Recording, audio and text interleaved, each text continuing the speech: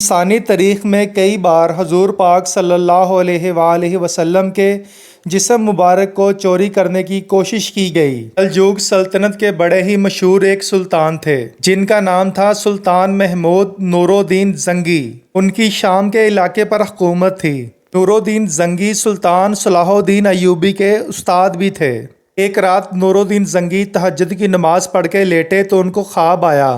خواب میں انہیں حضور پاک صلی اللہ علیہ وآلہ وسلم کا دیدار نصیب ہوا۔ خواب میں حضور پاک صلی اللہ علیہ وآلہ وسلم نے دو آدمیوں کی طرف اشارہ کر کے فرمایا، اے محمود مجھے ان دو آدمیوں سے بچاؤ۔ ان دو آدمیوں کے چہرے کی رنگت سرخی مائل تھی۔ یہ خواب دیکھ کر نور الدین زنگی نیند سے بیدار ہو گئے۔ وہ حیران ہو گئے کہ یہ کس طرح کا خواب ہے۔ کچھ دیر وہ اس کے بارے میں سوچتے رہے لیکن انہیں کچھ سمجھ نہ آئی۔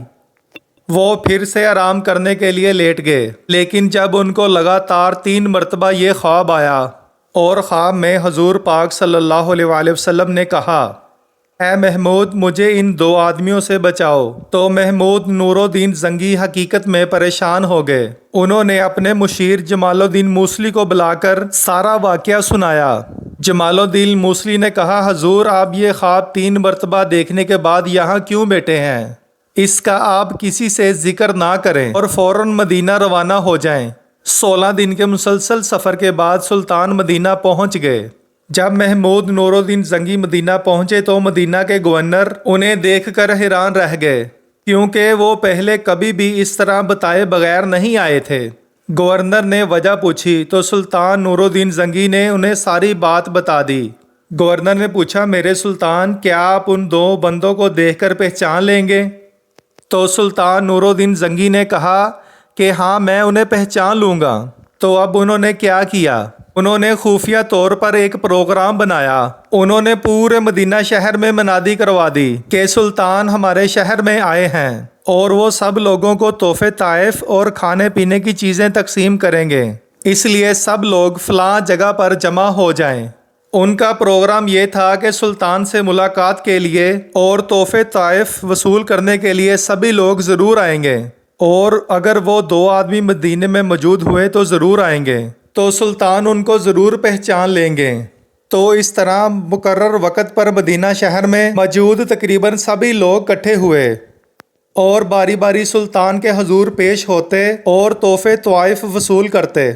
ایک ایک کر کے تقریباً سبھی لوگ سلطان سے مل کر چلے گئے، لیکن وہ 2 آدمی سلطان کو نظر نہ آئے۔ جب سب لوگ چلے گئے تو سلطان نے گورنر سے پوچھا، کیا مدینہ میں رہنے والے سبھی لوگ یہاں موجود تھے؟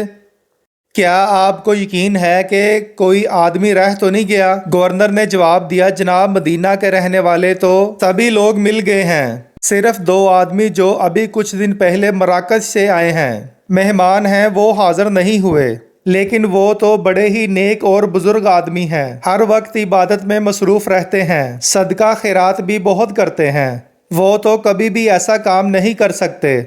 سلطان نور الدین زنگی نے پوچھا کہ اگر وہ ہمیں یہاں پر ملنے نہیں آ سکے تو کیا ہم انہیں ملنے جا سکتے ہیں؟ گورنر سلطان کو ان کے گھر لے گیا۔ ان کا گھر روضہ رسول صلی اللہ علیہ وآلہ وسلم کے بالکل قریب تھا۔ جیسے ہی سلطان نے انہیں دیکھا تو فوراً پہچان لیا، یہ تو وہی 2 آدمی ہیں جن کی طرف حضور پاک صلی اللہ علیہ وآلہ وسلم نے خواب میں اشارہ کیا تھا۔ لیکن جب ان پر ظاہر کیے بغیر سلطان نے ان سے گفتگو کی، سوال جواب کیے، تو اسے یقین ہو گیا کہ دونوں جھوٹ بول رہے ہیں۔ سلطان کے حکم پر گھر کی تلاشی لی گئی، لیکن کوئی ایسی چیز برآمد نہ ہو سکی جس کی وجہ سے ان پر شک کیا جاتا، ان کا جرم ثابت کیا جاتا۔ آخر سلطان نے خود باریکی سے ہر چیز کا جائزہ لیا۔ ایک کمرے کا کلین ہٹا کر جب نیچے موجود مٹی کو ہٹایا گیا تو مٹی کے نیچے لکڑی کا ایک تختہ تھا، جس کو ہٹا کر دیکھا گیا تو نیچے ایک تازہ کھودی ہوئی سرنگ تھی جو روضہ رسول کی طرف جا رہی تھی اور روضے کے بالکل قریب پہنچنے والی تھی۔ جب سارا کچھ سامنے آ گیا تو ان دونوں آدمیوں نے بھی اقرار کر لیا کہ وہ یہاں پر حضور پاک صلی اللہ علیہ وآلہ وسلم کا جسم مبارک چرانے کے مشن پر آئے تھے۔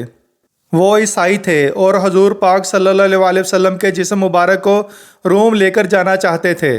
سلطان نور الدین زنگی کے حکم پر ان دونوں کو موت کی سزا دی گئی۔ پھر سلطان نے یہ سوچا ابھی یہ کام ہوا ہے تو پھر دوبارہ بھی ہو سکتا ہے، اس لیے انہوں نے حکم دیا کہ روضہ رسول کے چاروں طرف ایک گہری خندق کھودی جائے اور پھر اس خندق کو پگھلے ہوئے سیسے سے بھر دیا گیا تاکہ کل کو کوئی بھی زمین کے اندر سرنگ بنا کر آپ کے روضے تک نہ پہنچ سکے۔